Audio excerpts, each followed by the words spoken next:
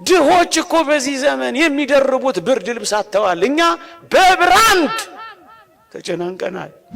ደሃው ክርስቶስ ከዋናው ማዕድ ተገፍትሯል። አንዳንዶቻችን ግን መጀመሪያ ስታርተር፣ ከዛ ዋናው ምግብ፣ ከዚያ ደግሞ ዴዘርት። አቤት ጉዳችን! ባለፈው እንዳልነው የአንዳንዶቻችን ምግብ በጣም አስቀል ይሆናል። ጥሩ ሳሊ ያሸበረቀው ሸራ መስሏል። በልኩና በመጠኑ መኖር አቅቶናል። ለጌታችን ለተወደደ መድኃኒታችን ስጦታ ስጡ ብላችሁ ሁላችሁም እጃችሁን እንደምታወጡ አምናለሁ። እውነት አሰብ ግን አሁን ያልኳችሁን በማድረግ ለክርስቶስ እንስጠው። መልካም በማድረግ እንጂ በሹሩባና በወርቅ ወይም በእንቁ ወይም ዋጋው እጅግ በከበረ ልብስ አይሸለም። እውነት ከመነገር ወደ ኋላ ይባላል። እንድንሰራው እኮ ነው። እውነት አሰብ ከጾም ጋር አላልኳችሁ? ከምን ጋራ? ከምን ጋራ? ከጾም ጋራ አብሮ የሚወሰድ አላ አንዳንዴ ጨጓራ እንዳይነካ እያሉ አብሮ የሚሰጡት ከጾም ጋራ። በተጫማ ነው ጫማ እቺ አፈር አትንካኛል። በምንነዳው መኪና ደሃውን መስታወቱን ዘጋንበት፣ ስቲከር ለጠፍንበት፣ ክርስቶስን አባረር ነው። የክርስቶስ አድራሻው የት ነው ካላችሁኝ፣ በደሃ ወይም በእንግዳ ሰው ነው። እደግመዋለሁ።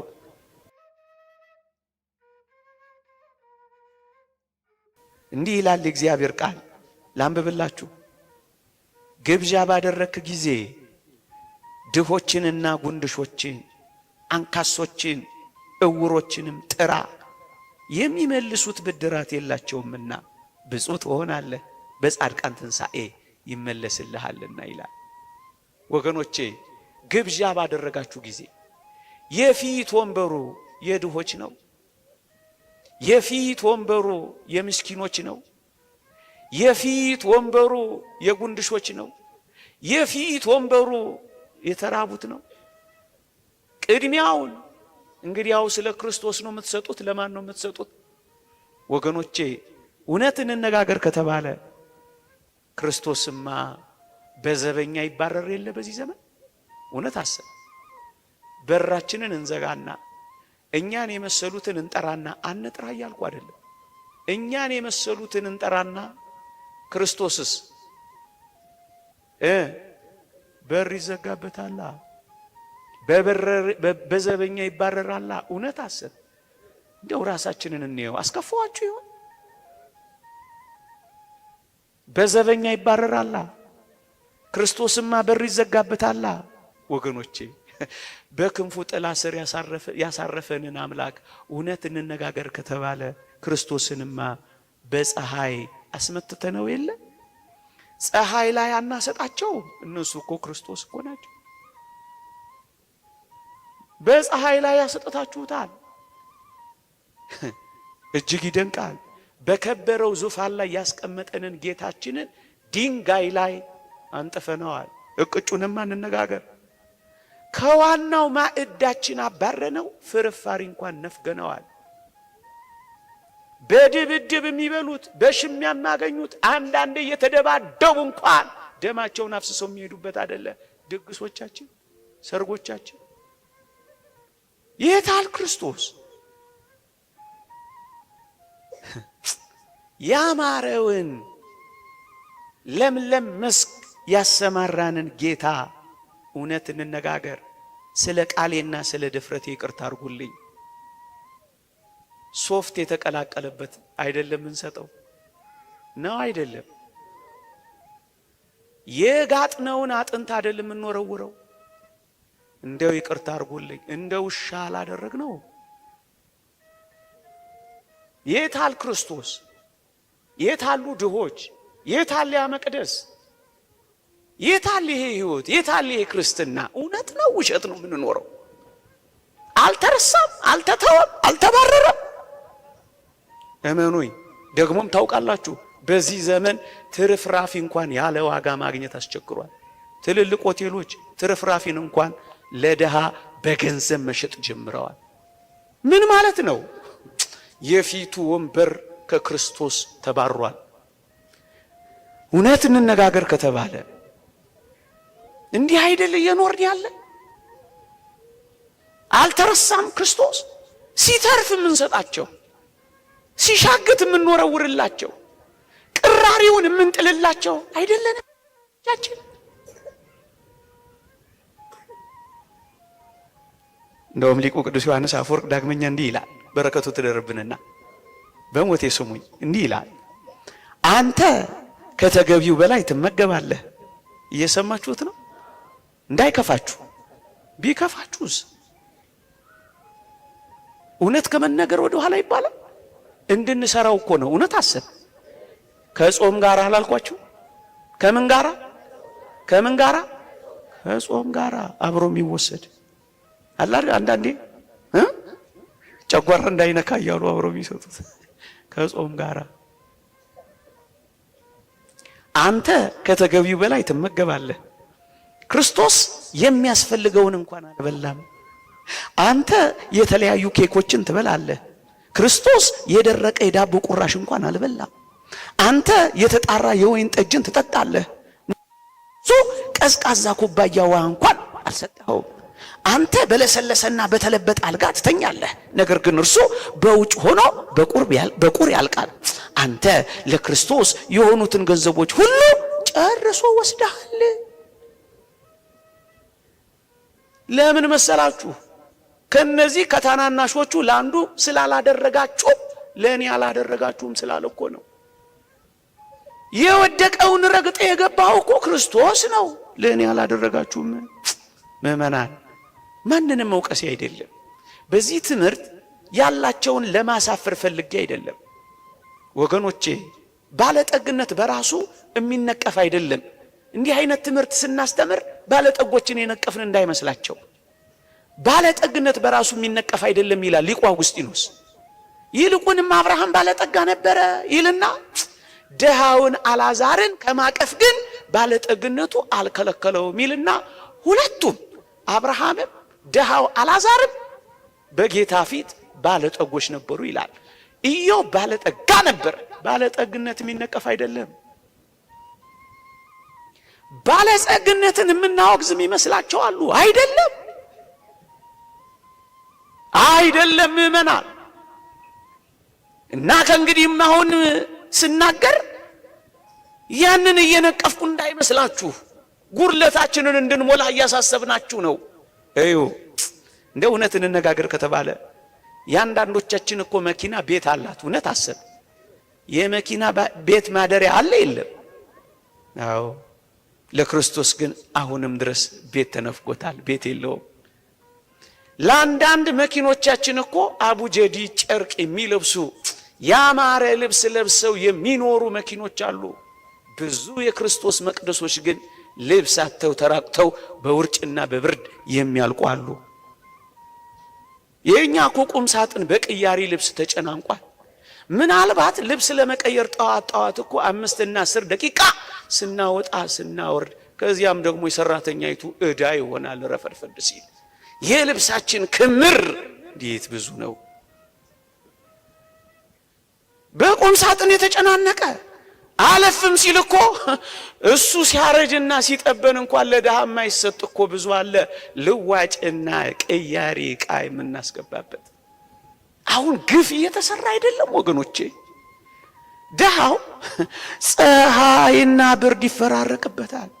አንዳንዶቻችን ግን ሞዴል መኪናዎችና ሞዴል ልብሶች እያፈራረቅን ኖረናል። ታዲያ ክርስቶስ የታል? ከዕለታት አንድ ቀን ለመቅደስ የምንሰጠው ብር፣ ያውም ደጅ ተጠምተን የምናመጣው ገንዘብ። ተው እንጂ ምእመናን። ድሆች እኮ በዚህ ዘመን የሚደርቡት ብርድ ልብስ አጥተዋል። እኛ በብራንድ ተጨናንቀናል። ድሃው ክርስቶስ ከዋናው ማዕድ ተገፍትሯል። አንዳንዶቻችን ግን መጀመሪያ ስታርተር፣ ከዛ ዋናው ምግብ፣ ከዚያ ደግሞ ዴዘርት። አቤት ጉዳችን!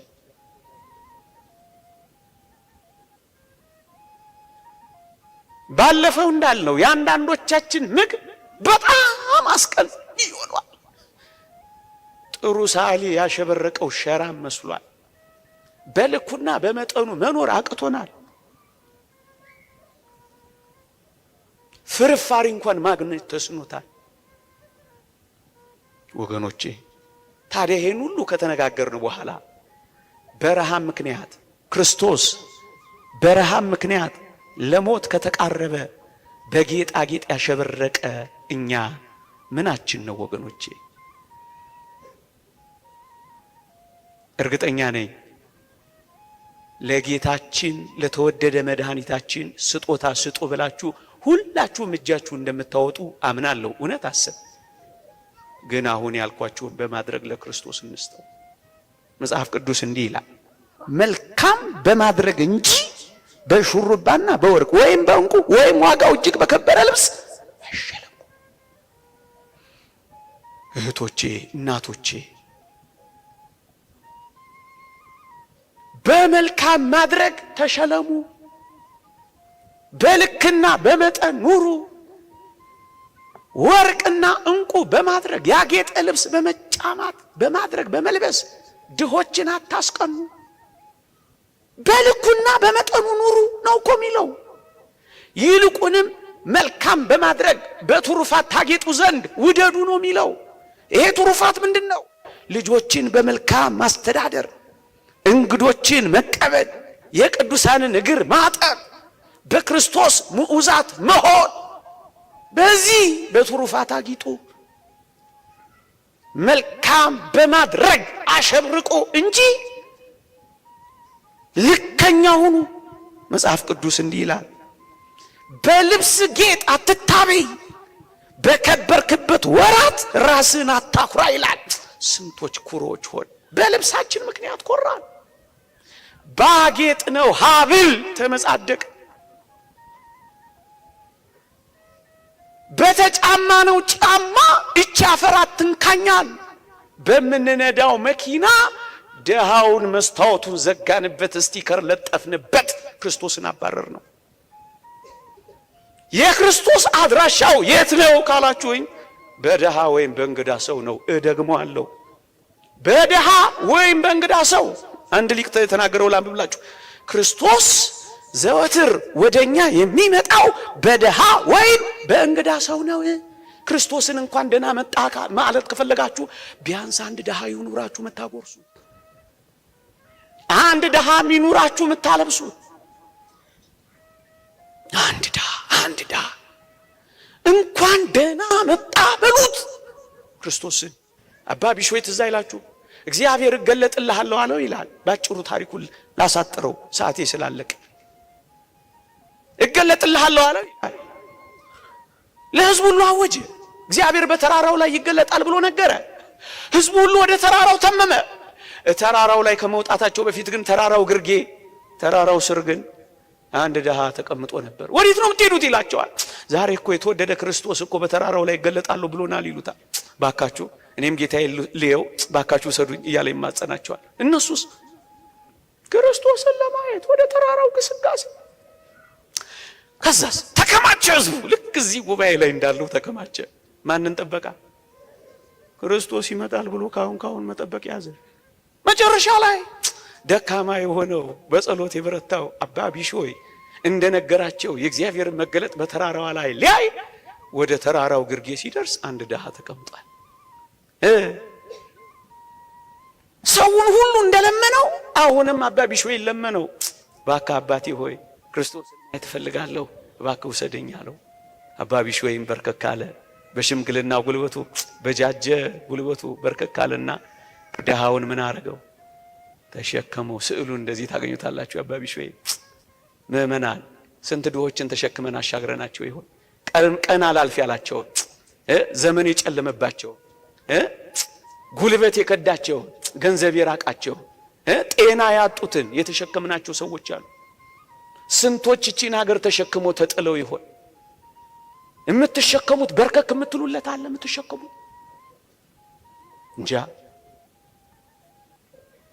ተሸከሙ በርከክ ብሎ ተራራውን ሊወጣ። አዎ ከዛ ይዞት ወጣ። የሚገርመው ይታል ይሉታል። መጨረሻ ላይ ጌታችን ለአባ ቢሾይ እንዲህ አለው፣ ይሄ ሰው ሁሉ እኔን ለማየት ወጥቷል፣ እኔ ግን የነበርኩት በአባ ቢሾይ ትከሻ ላይ ነበርኩ። ማን ነበር ያ? ማን ነበር? ክርስቶስ። ደሃው እኮ ለካ አባ ቢሾይ ነው ተሸክሞት የሄደው። ክርስቶስን ማግኘት ትፈልጋላችሁ? ይሄው እዛ ጋር ወድቆላችኋል። ይሄው መንገድ ላይ ተሰጥቶላችኋል። ይሄው የሚበላው አትወድቆላችኋል። ይሄው የሚለብሰው አትወድቆላችኋል። አልብሱት፣ ክርስቶስን ታለብሱታላችሁ። አጉርሱት፣ ክርስቶስን ታጎርሱታላችሁ። እግዚአብሔርን ማግኘት ከፈለጋችሁ እንግዳ ሰው ይኖራችሁ፣ እግሩን እጠቡት፣ ሳሙት። ቢያንስ አንድ ሰው ይኖራችሁ፣ ጎብኙት። ኑሮ ማለት ይሄ ነው። ሌላው ከዚህ ጋር ተጨማሪ ነው። በኋላ ታረጋዋለህ። አንድ ጨከን ያለ ነገር ልንገራችሁ።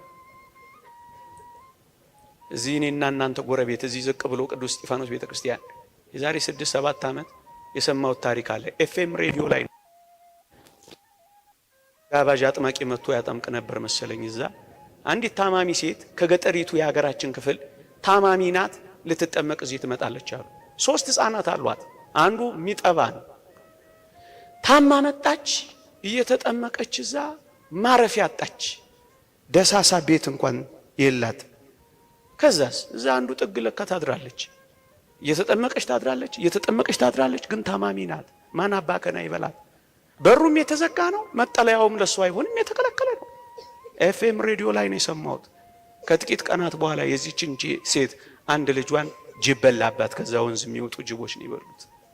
አሁን ክርስቲያኖች አለን ይባላል በዚህ ዘመን። እናንተ ምንድነው ወጉ? የክርስትና ምንድነው ኑሮ? ምንድነው ህይወት? ወገኖቼ ይሄን ሁሉ ስናገር ምን ኖሮ ነው ይሄ ልጅ የሚጨቀጭቀን የሚል ሰው ሊኖር ይችላል።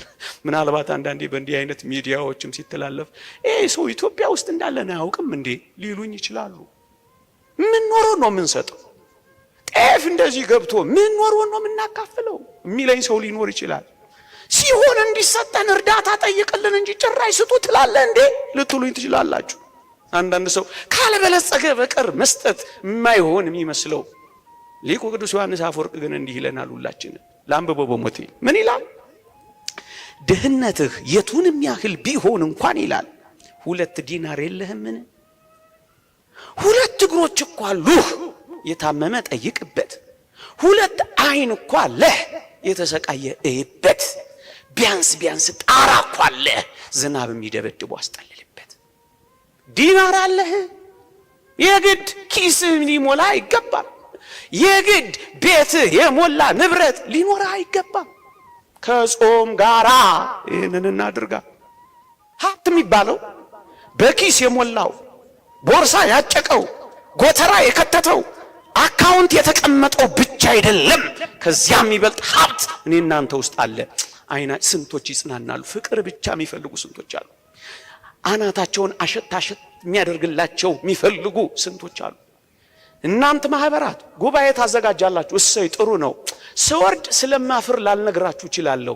ጉባኤ ማድመቅ ብቻ አይደለም፣ በር የተዘጋባቸው ተባያቸውን የሚያራግፍላቸው ቤታቸውን የሚያጸዳላቸው የሚፈልጉ አሉ። አባ ከና የሌላቸው አጽድቶ የሚያቆርባቸው የሚፈልጉ አሉ። ጉዞ ብቻ ነው እንዴ አብዛኞቻችን የምናረገው?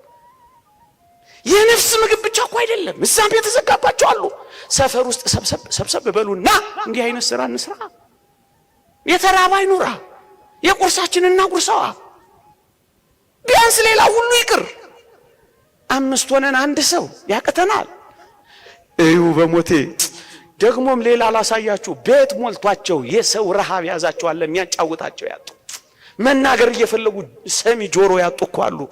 እፍኝ ጥሬ ሞልቷቸው እፍኝ አስታዋሽ ልብ የሌላቸው ምስኪኖች አሉ። ደም ብዛት ያዞራቸው፣ የሰው ፍቅር የራባቸው ልጆቻቸው ቤት ገዝተውላቸዋል፣ ልጆቻቸው ግን አይጎበኟቸውም። ምን ያጡ? ሰሚ ጆሮ፣ ፈላጊ ልብ፣ ገስጋሽ እግር ያጡ ብዙዎች ናቸው። ሰው የተራቡ ገንዘብ ኖሯቸው ጆሮ የተነፈጋቸው መብል ልጆች ሞልተዋቸው ወገኖቼ ፍቅር የራባቸው አሉ። እንጎብኛቸዋል።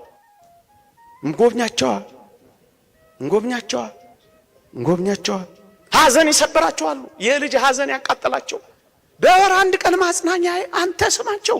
ምክንያቱም መክሊት አለሃ። ምእመናን ዕውቀት ኖሮኛል ገንዘብ የለኝም ያልከው አንተ መምህር ሆይ ዕውቀት ካለህ ብር ከሌለህ አንድ ነገር ንገርህ፣ የድሆችን ልጆች አስጠና። እዚህ ሰንበት ትምህርት ቤት ቱቶር ስጣ፣ ዕውቀትህን መጽውታ፣ አስተምርበታ። ዕውቀትህ ምጽዋት ትሆናለች። ለድሆች ቤት ካጸዳሽ ጉልበትሽ ምጽዋት ትሆንልሻለች። ሌላውን ሁሉ አታድርግ፣ ሌላውን ሁሉ አታድርግ። ዕውቀት ያጎበጣችሁ ካህናት፣ ንባብ ያደከማችሁ መምህራን፣ ሊቃውንት እባካችሁ ስበኩበት፣ አስተምሩበት። እያላቸው ቁጭ አሉ። እኛ እኮ ቢቸግር ነው አባ ቃላ ቢሉኝ ነበር። ቢቸግር ይሉኛል። ቢቸግር እኮ ነው የቆምነው እኛ አሉ ሊቃውንቱ። አስተምሩበት፣ እግዚአብሔር እንዳይጠይቃችሁ። የንስሐ ልጅ ገስጹበት፣ እግዚአብሔር እንዳይዛችሁ። ብራብ አላበላኸኝም ወይ ብጠማ አላጠጣኸኝም ወይ ይልሃል። መብል መጠጥ ይሄ ብቻ መሰለ እንዴ? ወንጌል ካልነገርከው ይኸው በረሃብ አለቀ ሰው። ሌላ አዳራሽ ገባ። አስተምርበት፣ ከያዝክ አስተምርበት። አፋቸውን አዘጋበት። የእግዚአብሔር መልእክተኛ ነውና ካህኑ ዕውቀትን ካንተ ይጠብቃሉ ይላል። ከከንፈሮች ዕውቀትን አፍልቅበት። ረሃቡን የእግዚአብሔር ቃል ረሃቡንና ጥሙን አስታግስበት።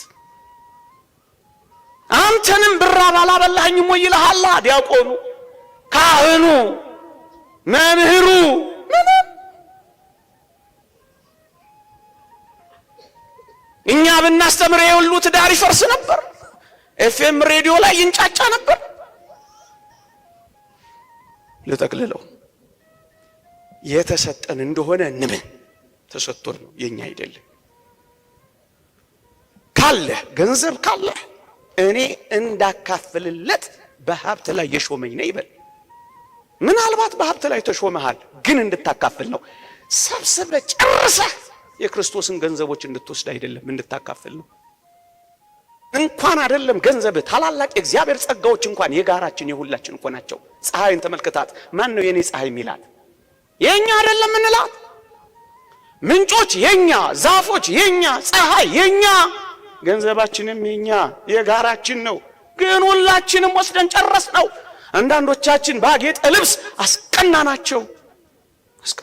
የጋራችን ነው። በዝናብ የበቀለው በፀሐይ ያበሰለው የእግዚአብሔር ገንዘብ ነው ብለህ በትህትና መጽውተው ይላል ማር ይስሐቅ። የሱ ነው፣ ያንተ ነው። ያንተ አይደለም የኔ ነው እንዳትለው፣ የተቀበልከው እንጂ ያንተ መሆንህን እንዳትነግረው፣ ለራስህ ስጠው። መጨረሻ ልጠቅልለው። ሀብታችሁን በጣም ትወዱታላችሁን? ሰፊ ክፍል ነው ላሳጥረው። ሀብታችሁን በጣም ትወዱታላችሁን? ንብረታችሁንስ በጣም ትፈልጉታላችሁን? እንዲያ ከሆነ ብልና ዝገት በማያጠፉት ሌቦችም አጥሩን ምሰው ግድግዳ ጥሰው ግንብ አፍርሰው ጉድጓድ ቆፍረው የማይወስዷት አንድ ቦታ ልጠቁማችሁ። እሷም የድሆች ሆድ ናት። እሷም እግዚአብሔር የሚቀበላት ቁርባን የሆነች ምጽዋት ናት። ጮክ ብዬ ልናገረው፣ ባንክ ከማስቀመጥ በላይ እነዚህ ድሆች ውስጥ አስቀምጡት። አክሲዮን የምትገዙ ሆይ አክሲዮናችሁንም እየገዛችሁ ግን ድሆችንም እየጎበኛችሁ፣ ትልቅ አክሲዮናችሁ የሚሆነው ይሄ ነው። ትልቅ የባንክ ተቀማጫችሁ ይሄ ነው። በአመፃ ገንዘብ እናንተን በመንግስተ ሰማያት እንዲቀበሉ ወዳጆችን አብጁበት። መልአከ ብርሃን ሰላማ የሚባሉ አንድ አባት እንዲህ አሉ ይባላል። በጣም ይበትናሉ፣ በጣም ድሆችን ይመገባሉ፣ በጣም ይጎበኛሉ። እና ምን ሆነ መሰላችሁ? ብዙዎች ተቿቸው። ምን ብለው? እንዴት ነው ገንዘብህን ምን ብጠላ ነው እንደዚህ የምትበትነው አሏቸው አሉ። እሳቸው ምን ብለው ተናገሩ አሉ? እኔም ልጆቼም ኋላ ወደ ምን ሄድበት አስቀድሜ ብሰደው ገንዘቤን ጠላሁት ወይስ ወደድኩት አሉ አሉ። ኋላ ለምን ሄድበት አስቀድማችሁ ስደዱት፣ ገንዘባችሁን ምን ካላችሁት?